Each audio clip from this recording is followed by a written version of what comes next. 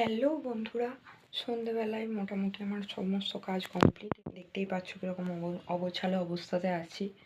এবং এইমাত্র আমি আলতা টালতা পরলাম, হাতেও দেখতে পাচ্ছ এই দেখো আলতা লেগে আছে, ভালো করে ধোয়ার টাইম পাইনি। পুজোর জোগাড়পত্র করলাম, এরপর আমি শাড়ি টাড়ি পরবো, তারপরে ঠাকুর মন্দিরের দিকে যাব। মোটামুটি আমি রেডি।